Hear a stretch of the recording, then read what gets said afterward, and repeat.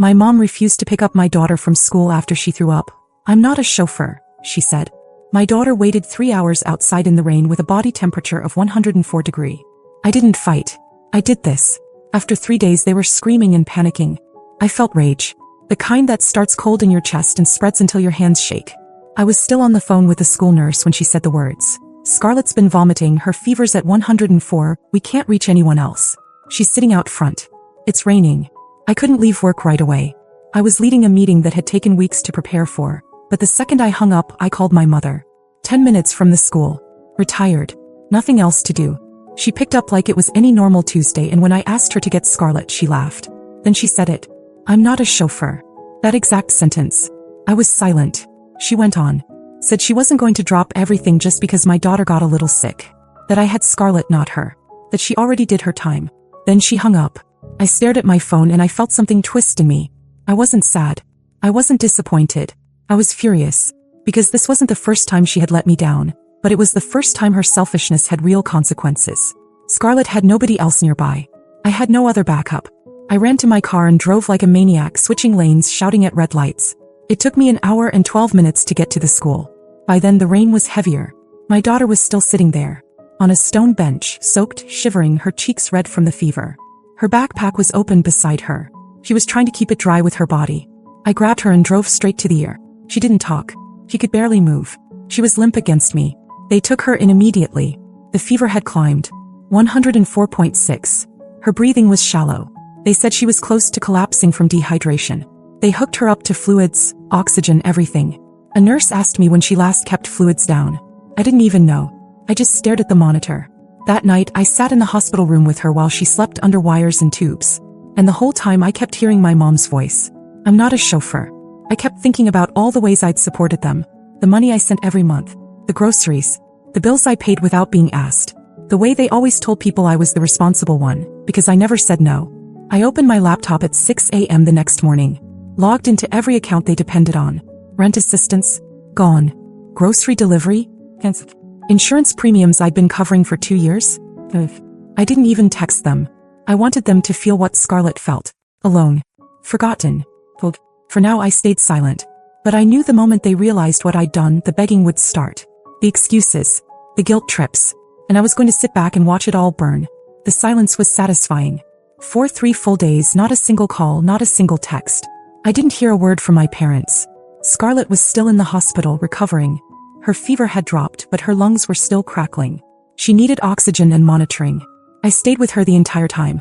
Slept on the fold-out chair. Ate crackers from the vending machine. I only left once to go home, grab some clothes, and check on the cats. That's when I noticed the first voicemail. It was from my dad. Casual. Asking if I could send the usual gas money. He was planning to drive out to the lake that weekend. I didn't reply. That night, I got another message, this time from my mom. Shorter, a bit sharper. She said their card got declined at the grocery store. Asked if I forgot to send this month's transfer. So I said nothing. Day 3 was when the shift happened. The first wave of confusion turned into anger. My mom called twice, then sent a text with 6 question marks.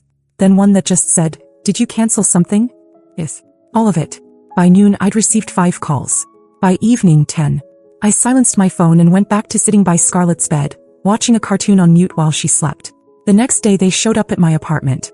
I was still at the hospital when the front desk called to tell me 2 people were banging on my door. They left after a while, but I got a voicemail. "We need to talk. You've made your point, but this is serious. We need that money. We've got bills due. Why would you do this to your own family?" That word. Family.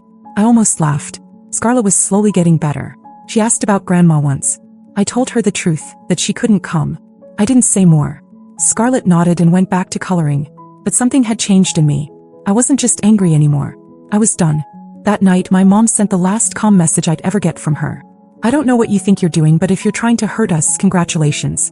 You've succeeded. Hope you're proud of yourself." The next morning I checked the camera at my front door. They'd come back. This time yelling. My dad had kicked over a potted plant. My mom was screaming into the doorbell camera. They didn't know about the second camera. Or that I recorded everything.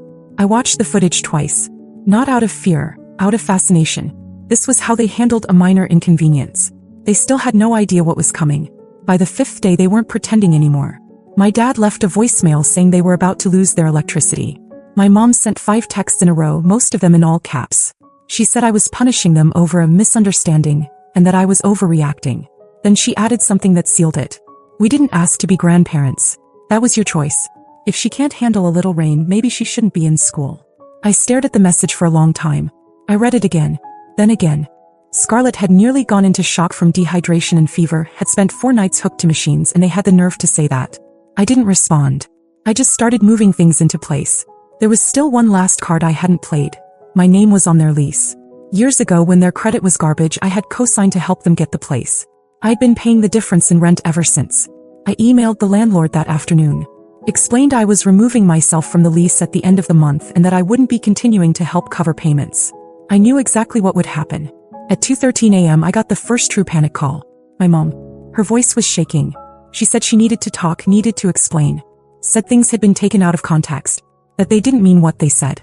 That they were just frustrated and didn't think I'd take it so far. I listened to the voicemail. Then I deleted it.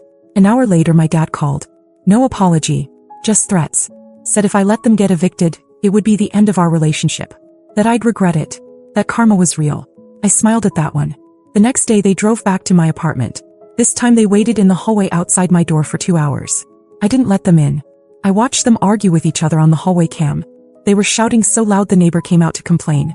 They didn't even notice. Scarlett came home the next day. Still weak, still coughing, but smiling again. I set her up on the couch with blankets and her favorite books. She asked why Grandma and Grandpa hadn't called. I just said they were busy. But inside I was waiting. Because they weren't just scared now. They were desperate. And people like them, when they get desperate, they eat each other alive. It started with a voicemail from my aunt. Someone I hadn't heard from in over a year.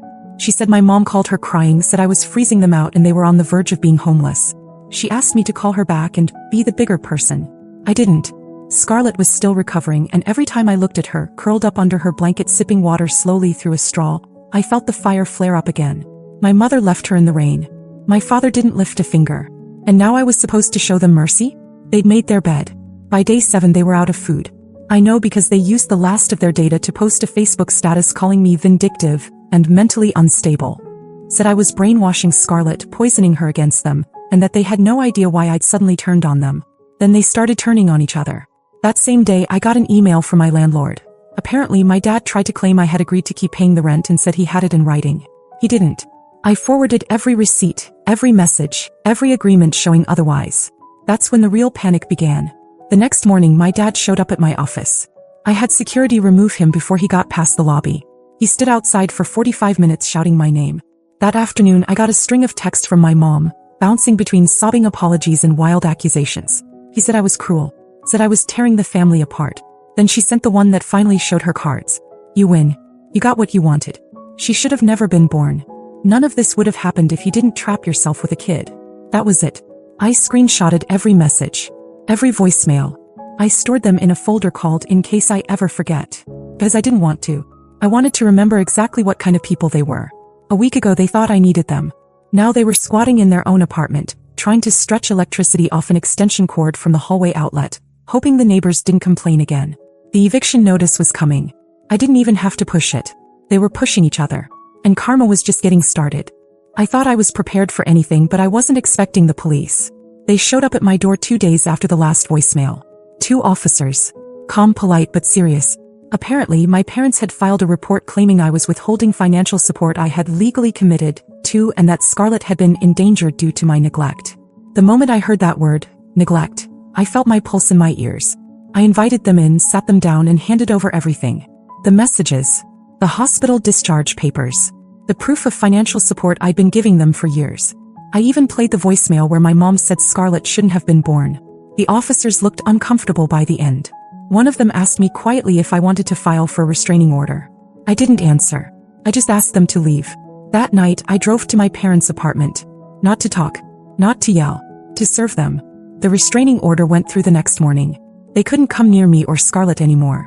And for a while I thought maybe that would be the end. But then something unexpected happened. A man in a black hoodie knocked on my door.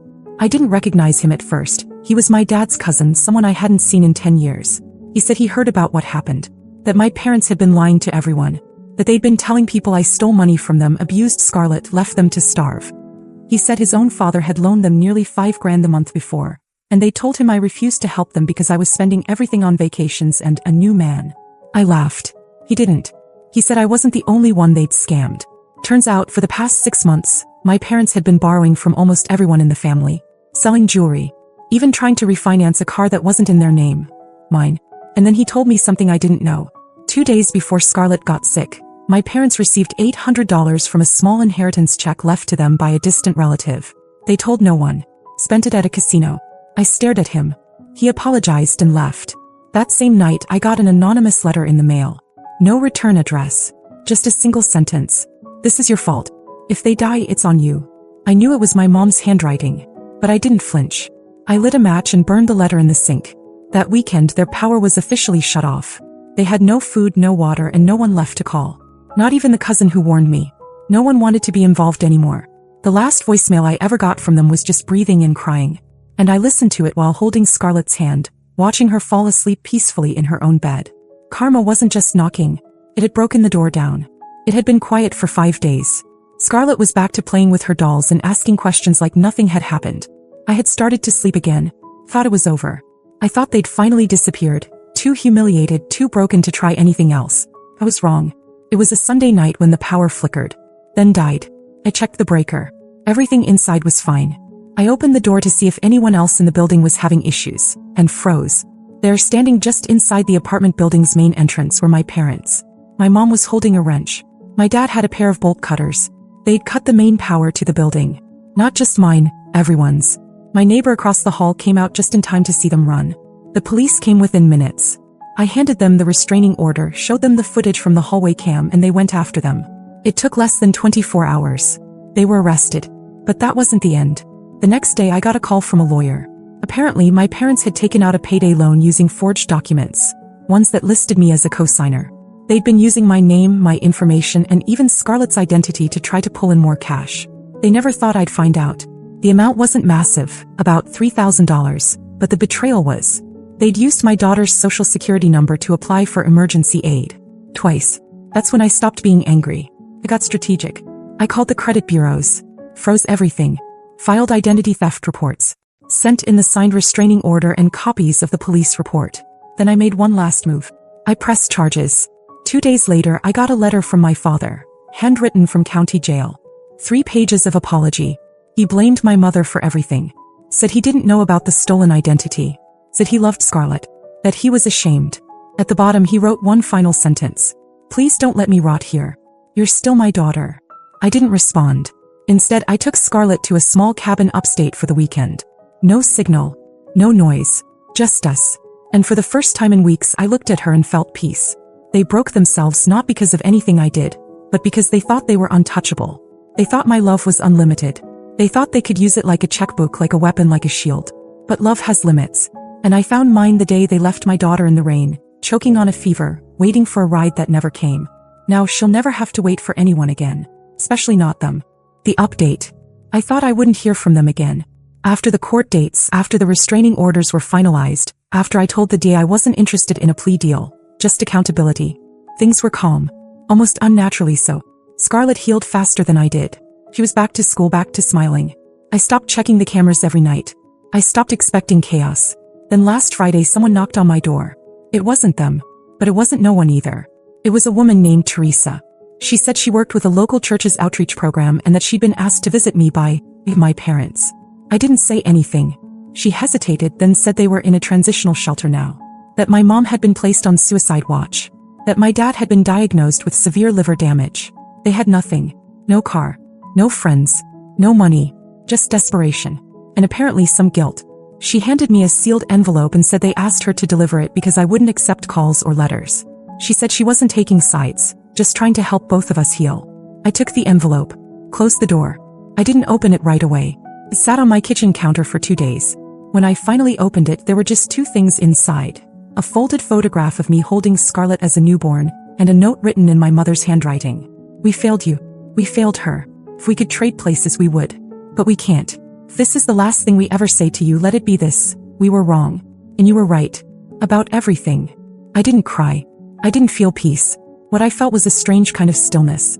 Like when a storm finally passes and everything is quiet, not because it's over, but because something new is about to begin. I haven't decided what to do next. Maybe I'll visit them one day. Maybe I won't. But they don't get to decide anymore. Not how this ends. Not how we heal. That belongs to me and Scarlett now. And we're just getting started.